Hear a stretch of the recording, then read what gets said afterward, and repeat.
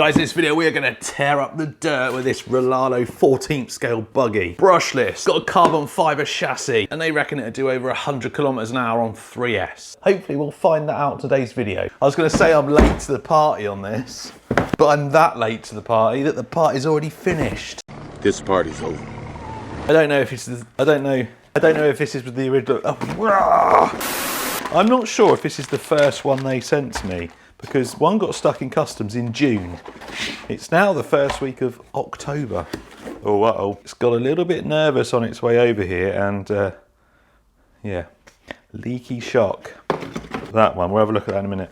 Because the whole world has already seen these things, what I'll do is I'll do a little side by side. I'm not going to take this one out today, but this is the WL Toys, the brushless one, the 144010. They're kind of the same price wise. I'm not sure which one's going to be the better deal. So current price of this, I think it's $179 on the Rlaarlo website. That's for the carbon fibre edition. So it's got carbon fibre chassis, carbon fibre shock towers. It's got some other bits and pieces in there. So that's $179. And I think the standard one is $159. So the standard edition of that is very, very similar to that. So price-wise, it's not actually that different. And one thing you don't get with the WL Toys is you don't get this accessory kit.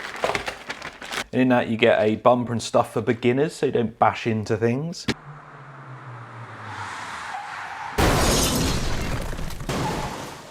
You get your tools, charger, 2,800 milliamp hour Lipo, so decent sized Lipo. You get some spare wheel hexes, the little caps and wheel nuts. You get a spare CVD, you get a spare dog bone, and you get a spare, I think that's the diff cup, or it might be the wheel hub. Anyway, spares, and you also get some hinge pins and a full set of spare arms, and you get droop screws. What that does is it allows you to lower the ride height. So when you're looking at the cost of this compared to others, make sure you take into account the little accessories pack you get. There's your transmitter, throttle rate, steering trim, and here is the buggy. I need to flip my pad.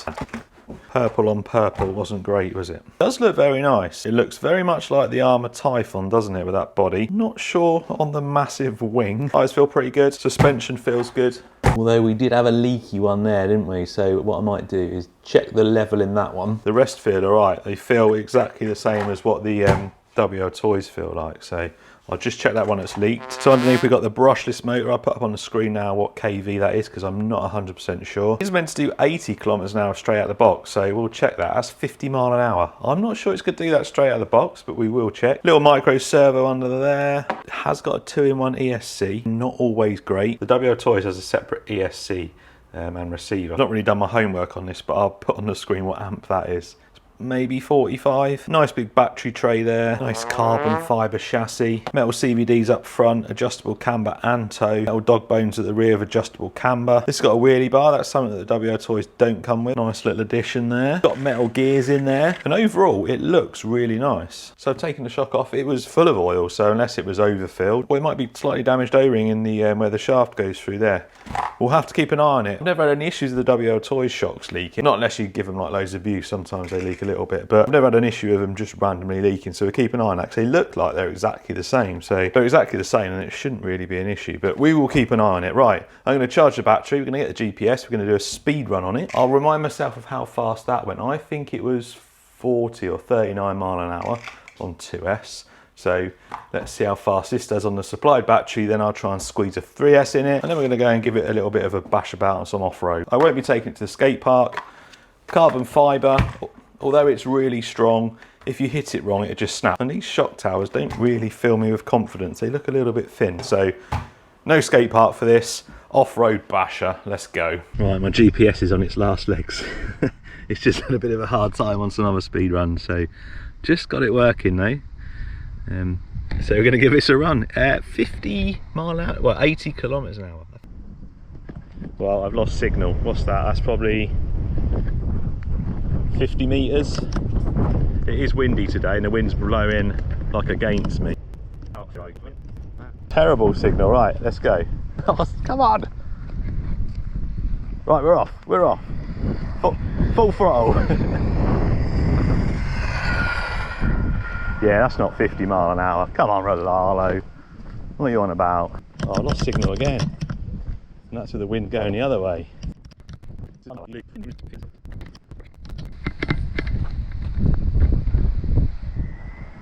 That's full throttle. There's no way it lost signal then. No way.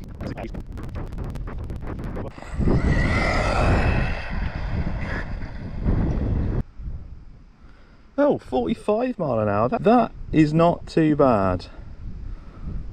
72 kilometers an hour.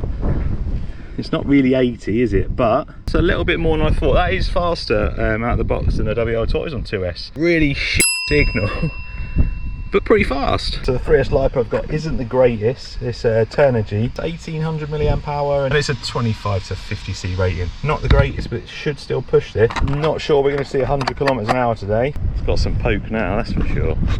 Are we going to have signal long enough for it to get to top speed? That's the question. Full throttle. Whoa, full throttle. Well, it's got some poke now, hasn't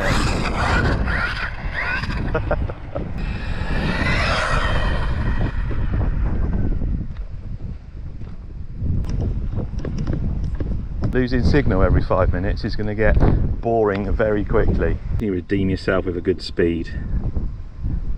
Whoa, hang on a minute. Oh, not quite 100. 96 kilometers an hour though. Come on. Not a bad effort. I'm going to run it out. Even if we lose signal, I'm just going to keep it pinned. See if we can eke a little bit more out of that top speed. Right, full throttle. There we go. Just let it go. Keep it pinned. Keep it pinned. Yeah, it's gone. It's gone. Oh dearie me. Hope no one comes down that corner. It's right in the middle of the road. Come on, we're only about 20 metres away.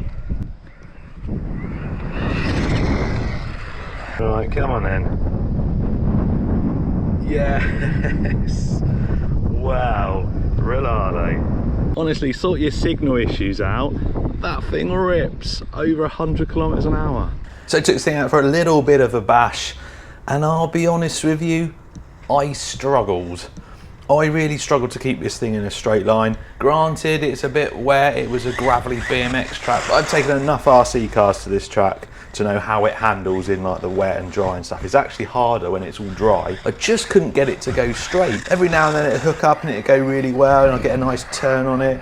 But more often than not, it just wanted to swap ends. That back end just wanted to come out. It's really hard to understand why it drives so differently to the WL Toys, considering it pretty much shares every component with it as far as the chassis goes. As far as the suspension, arms, links and stuff goes, it's pretty much a WL Toys. The only thing I can think of is the tyres, and it might be because it's a little bit lighter as well with that carbon fibre chassis. I think the motor might be slightly smaller.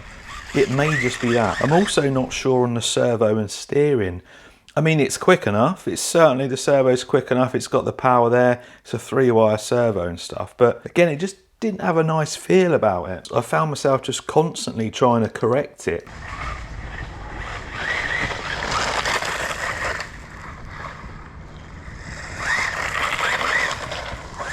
Usually at the end of the video I do like a little montage and some jumps and stuff like that, and I drive one-handed when I'm doing that. Now this controller's not very good to drive one-handed, but I did have an adapter on the wheel.